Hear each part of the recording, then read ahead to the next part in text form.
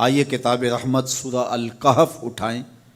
اللہ تعالیٰ نے ایک واقعہ بیان کیا ہے حضرت موسیٰ اور حضرت خضر علیہ السلام کا، کہ حضرت موسیٰ علیہ السلام عزم مصمم کر کے جب چلے تو اللہ فرماتا ہے کہ ہم نے حضرت موسیٰ علیہ السلام کو جس بندے کی نشانی بتائی تھی وہ بندہ ان کو وہاں مل گیا۔ سفید چادر اوڑے حضرت خضر علیہ السلام وہاں لیٹے ہوئے تھے، تو یہ جا کے ان کے پاس کھڑے ہو گئے کہ حضرت میں آپ کی خدمت میں اس لیے آیا ہوں کہ اللہ نے آپ کو جو خصوصی علم عطا کیے ہیں میں ان کو سیکھنے کی غرض سے آپ کی چوکھٹ پہ آیا ہوں۔ کہا تم میرے ساتھ صبر نہیں کر پاؤ گے، معاملے مشکل ہیں، سفر دشوار ہے، منزل کٹھن ہے، اور میرے معاملات ایسے ہیں کہ تم اعتراض کرو گے، اس کے بغیر تم رہ نہیں سکتے۔ حضرت موسیٰ علیہ السلام نے کہا اگر اللہ نے چاہا تو آپ دیکھیں گے میں صبر کروں گا، اور آپ کے کسی حکم کی کسی کام کی میں نافرمانی نہیں کروں گا، کسی کام کا انکار نہیں کروں گا۔ کہا کہ اچھا شرط یہ ہے کہ جو میں کروں اس پر تم اعتراض نہیں کرو گے، سوال نہیں کرو گے، یہاں تک کہ میں خود ہی نہ بتاؤں۔ تو کہا کہ یہ شرط ٹھہری، میں کوئی بات نہیں کروں گا۔ فانطلقا، دونوں چل پڑے، دریا کے پار جانا تھا۔ جو کشتی کا مالک تھا، کشتی بان تھا، وہ حضرت خضر علیہ السلام کو جانتا تھا، تو اس نے کرایہ بھی نہیں لیا، لیکن جب کشتی پر سوار ہوئے تو عصا مار کے حضرت خضر علیہ السلام نے کشتی کا ایک پھٹا توڑ دیا۔ تو بے ساختہ حضرت موسیٰ علیہ السلام نے کہا آپ نے پھٹا توڑ دیا، یہ سارے ڈوب جائیں؟ کہا میں نے کہا تھا نا تم میرے کاموں پہ صبر نہیں کر پاؤ گے۔ تو حضرت موسیٰ کو یاد آیا، کہا میں بھول گیا تھا، اس پر مواخذہ نہ کیجیے۔ پھر دونوں چل پڑے، بچے کھیل رہے تھے، ایک خوبصورت لڑکا وہ بھی بچوں میں کھیل رہا تھا۔ حضرت خضر آگے بڑھے اور اس کی گردن مروڑ دی، اس کو قتل کر دیا۔ صاحب شریعت تھے حضرت موسیٰ علیہ السلام، نہ رہ سکے، پھر بول پڑے ایک جان کو بغیر کسی جان کے بدلے میں قتل کر دیا، اس نے گوایا کیا تھا ہمارا؟ آپ نے بہت ہی جو ہے وہ غلط کام کیا، یہ کام اچھا نہیں کیا آپ نے۔ کہا میں نے کہا نہیں تھا کہ تم میرے ساتھ صبر نہیں کر پاؤ گے۔ کہا ایک موقع اور دے دیجئے، اب اگر میں نے کوئی اعتراض اٹھایا تو پھر دوبارہ مجھے آپ اپنی صحبت میں نہ رکھیے، عذر تمام ہو جائے گا۔ پھر دونوں چل پڑے، یہاں تک کہ ایک بستی میں دونوں آئے تو آپ نے بستی والوں سے کہا کہ ہم مہمان ہیں، آپ ہماری مہمان نوازی کیجیے، کھانا کھلائیے۔ تو انہوں نے انکار کر دیا، کہا کہ ہم تو آپ کو بلایا نہیں ہے، آپ خود آئے ہیں، آپ اپنے کھانے کا خود انتظام کیجیے۔ گزر رہے تھے گلی سے تو ایک دیوار گرنا چاہ رہی تھی، تو جلدی سے اس دیوار کو مرمت کر دیا۔ کہا حضرت ہم اگر چاہتے تو اس پہ اجر لے سکتے تھے، انہوں نے ہمیں کھانا تک نہیں دیا اور ہم ان کی دیواریں سیدھی کر رہے ہیں۔ کہا اب تمہاری میری جدائی ہو گئی، تم نے یہ بھی اعتراض کر دیا۔ تو انہیں یاد آیا کہ وہ یہ بھی اعتراض ہو گیا۔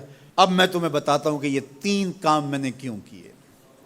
اللہ اکبر۔ اب سنیے، قرآن ہمیں بتاتا ہے کہ ظاہری علم بھی ہوتا ہے لیکن کوئی باطنی علم بھی ہوتا ہے۔ کہا وہ پہلی بات کشتی والی سنو، یہ 2 مسکین بچوں کی کشتی تھی، ان کے گھر کا چولہا اس کی کمائی سے جلتا تھا۔ دریا کنارے کنارے ایک ظالم بادشاہ رہا تھا جو لوگوں کی کشتیاں چھین رہا تھا، ہم نے تھوڑا سا عیب لگا دیا، وہ ٹوٹی کشتی چھوڑ کے چلا گیا۔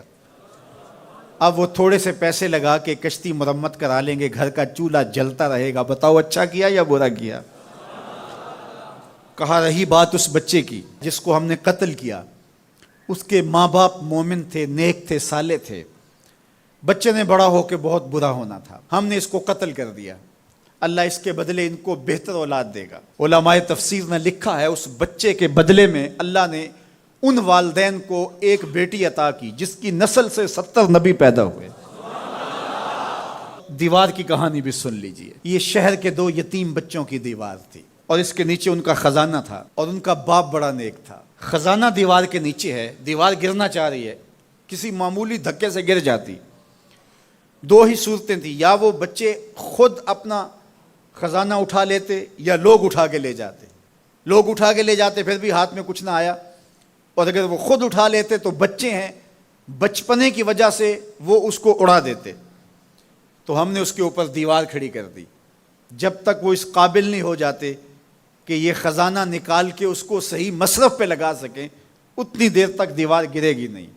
اللہ اکبر۔ وہ کسی وجہ سے دیوار قائم رہے گی، اور جب وہ اس عمر کو پہنچ جائیں گے جس عمر میں وہ اس خزانے کو سنبھال سکیں گے تو پھر دیوار خود بخود گر جائے گی اور یہ خزانہ نکال کر کے اپنے کام پہ لے آئیں گے۔ میں جب پہلی مرتبہ اس کو جو ہے وہ غور کے ساتھ تلاوت کیا تو مجھے یہ لگا کہ اس کا انطباق پاکستان کے حالات پہ بھی ہو سکتا ہے، اس لیے کہ یہ بھی یتیموں کا سرمایہ ہے۔ کتنے یتیم روتے بلکتے رہ گئے اور ان کے سر سے جو ہے وہ سائے اٹھ گئے اس وطن کے لیے، لیکن میرے مالک نے اس ملک کے خزانوں پر گہرے پہاڑ اور بڑی بڑی دیواریں کھڑی کر دی ہیں۔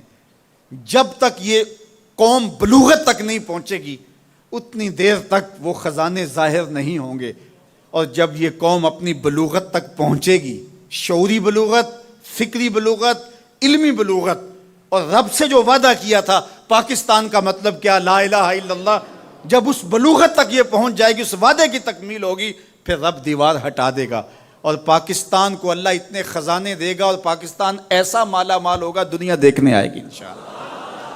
اس لیے رب نے دیواریں بنا کے رکھی۔ تمہارا باپ معین الدین چشتی بڑا نیک تھا، تمہارا باپ داتا گنج بخش علی حجویری بڑا نیک تھا، تمہارا باپ حضرت مجدد الف ثانی بڑا نیک تھا، ان کی وجہ سے میں دیواریں کھڑی کر رہا ہوں اور مضبوط حصار لگا رہا ہوں تمہارے خزانوں پر، اور وہ وقت آئے گا جب تم بلوغت کی عمر کو پہنچو گے، دیواریں ہٹ جائے گی اور تمہارا وطن زمانے پہ مہکتے پھول کی طرح اور چمکتے ستاروں کی طرح اور روشن آفتاب کی طرح چمکتا اور مہکتا دکھائی دے گا، اور زمانہ پاکستان دیکھنے آئے گا، پاکستان دنیا کی قیادت کرے گا انشاءاللہ۔